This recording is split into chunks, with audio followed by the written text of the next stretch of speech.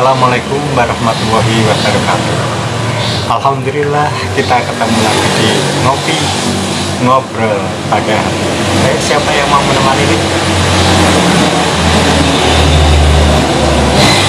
Alhamdulillah, saya pasti kalau minum makan itu pasti pakai tangan kanan.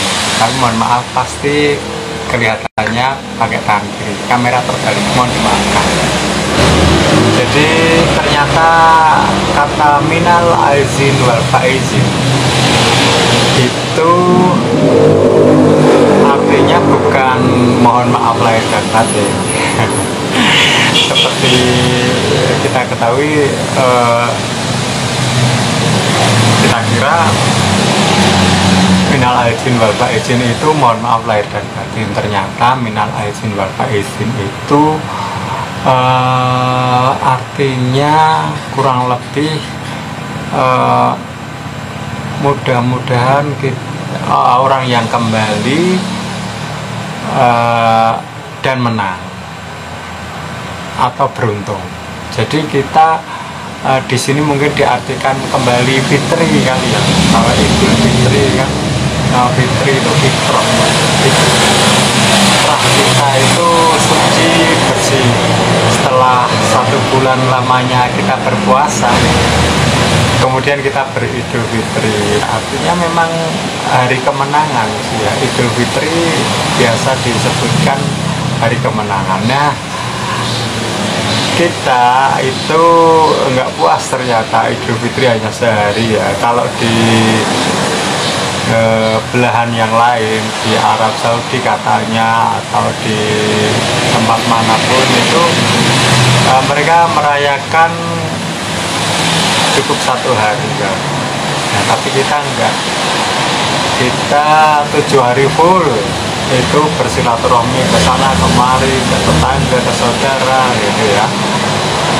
Nah, ternyata masih belum puas juga, masih ada lanjutannya, yaitu dalam bulan Syawal ini masih ada halal bihalal. Nah, ini nggak tahu halal bihalal itu mulai kapan ya, mulai populer, tapi mungkin seiring dengan meningkatnya kesejahteraan kita kali ya, jadi kepingin masih ada acara terus. Baik nggak sih ya, tergantung. Kalau memang itu menambah kita persaudaraan ya kan? Tapi kadang-kadang satu orang bisa berhalal bihalal di berbagai acara. Nah, ini yang menyebabkan harga-harga nggak turun-turun. Ya, bisa halal bihalal masih ditambah lagi dengan orang punya hajat, ada yang punya hajat pernikahan, ada yang punya hajat khitanan, ada sebagainya. Terus jadi harga masih naik. Ya nggak apa-apa. Ya, minal aizin wal faizin artinya tidak sama dengan mohon maaf lahir dan batin. Tapi orang Indonesia itu orang yang luwes, kreatif, enggak mempermasalahkan ini itu asal tidak dilarang oleh agama dan juga tambah bagus. Maka dalam ucapan pun kita mengatakan minal aidin wal faizin, mohon maaf lahir dan batin. Ini dua hal yang berbeda, tetapi kita rasakan enjoy aja, nyaman gitu ya.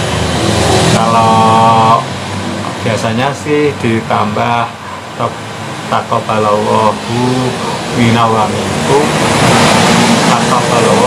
taqabbal ya karim.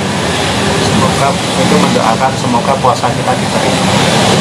Tapi mohon maaf yang lahir dan batin ini kreativitas orang Indonesia dan orang Jawa khususnya itu kadang bilang 00. Artinya kita sudah saling memaafkan. Nah, inilah sebuah kreativitas. Jadi tidak untuk diperdebatkan, biar nggak apa-apa, yang penting kita aman. Nah, ini juga kalau ada pepatah yang mengatakan orang yang menyakiti orang lain itu ibaratnya kita memaku di kayu yang kita paku. Kayu yang kita paku itu walaupun kita cabut pakunya, tetapi masih ada bekasnya, masih ada lubang-lubangnya. Maka yang mengatakan patah itu hati-hatilah kita di dalam berucap ataupun di dalam berkata terhadap orang lain agar tidak menyakiti hatinya, karena hatinya itu akan membekas, lukanya itu akan membekas. Nah, tetapi menurut saya dengan adanya saling memaafkan, kalau kita memaafkan dengan ikhlas dan meminta maaf dengan ikhlas, ini sudah lebur atau sudah bisa hilang sama sekali. Kita bukan kayu, bukan paku. Jadi kalau ibarat itu menurut saya nggak 100% benar. Kalau kita sudah dimintai maaf, kemudian kita memberikan maaf dengan tulus dan ikhlas, maka bersihlah, nggak ada bekas-bekas lagi. Masih membicarakan tentang keikhlasan kita. Kadang mengikhlaskan sesuatu itu butuh jiwa besar. Orang kalau sudah jengkel, dilukai, itu mungkin memaafkan akan sangat sulit. Nah, di sini dibutuhkan jiwa besar. Kalau kita berjiwa besar, kita maafkan dengan ikhlas pula. Kemudian selanjutnya Allah lah ya menindaklanjutinya, terserah kepada Allah. Jadi kita udah lepas. Nah, begitu kita lepas, sebenarnya kita enteng. Kita udah nggak ada lagi simpanan-simpanan, gumpalan-gumpalan dendam, gumpalan-gumpalan sakit hati. Karena dendam dan sakit hati itu sebenarnya menyakiti kita. Kalau kita mengingat-ingat terus, sakit sekali apa yang mereka katakan terhadap kita. Nah, ini sebenarnya rasa sakit itu dibumbui oleh bukan Allah, itu setan. Setan akan mengobarkan kita, rasa sakit itu semakin sakit. Nah, kalau kita ikhlas, maka kita akan terbebas malahan. Selanjutnya urusan itu biarlah Allah yang mengaturnya. Nah, dulu pernah ada orang yang teman curhat kepada saya berkaitan dengan suaminya. Saya mengatakan, Mbak, kenapa toh kok kayaknya nggak bergairah, kayaknya lesu gitu. Teman kerja saya dulu. Nah, itu mengatakan bahwa nggak tahu nih Kang Wi ya, kalau bilang saya Kang Wi, Mas Tomo, suaminya namanya Tomo, Mas Tomo. Mas Tomo itu marah sama saya. Ya, perkaranya sepele sebenarnya, hanya salah paham, nggak masalah berat-berat, tapi udah seminggu ini kita diem aja Kang Wi. Oh, cuma begitu aja. Nah, saya sarankan, udahlah Mbak, kamu minta maaf. Ya gimana, saya merasa nggak salah, kenapa harus saya minta maaf? Dia dong yang harusnya minta maaf. Nah, di sini ego, ternyata kita itu juga memiliki ego. Ego itu akunya itu kalau kita besar-besarkan, maka inilah yang akan membuat jurang perpecahan dan nanti akan menjelma menjadi perpisahan. Karena yang baik akan nggak kelihatan sama sekali kalau ego kita yang menonjol. Udahlah Mbak, masih sayang sama Mas Tomo enggak? Ya masih dong. Ya, nanti Mas Tomo kan suka ngopi juga. bikin kopi yang enak, kemudian kamu hidangkan sambil minta maaf Mas, dan minta maaf kalau telah menyakiti Mas Tomo, kalau ada kekurangan saya dalam melayani Mas Tomo.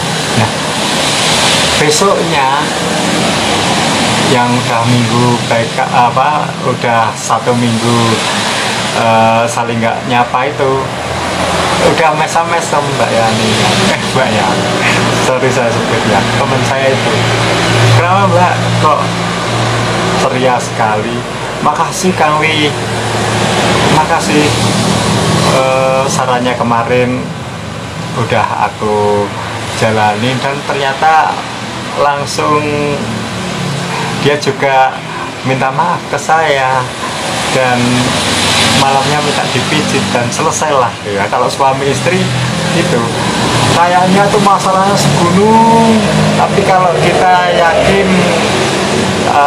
memang masih kita bersama-sama, mudah sekali memaafkan dan selesainya ya kalau sudah hubungan suami istri. Dan seperti yang saya sampaikan, kalau memang memaafkan itu butuh jiwa besar, maka maafkan aja. Saya pernah disakiti teman saya yang mengatakan saya itu cari muka dan sebagainya dalam kerjaan.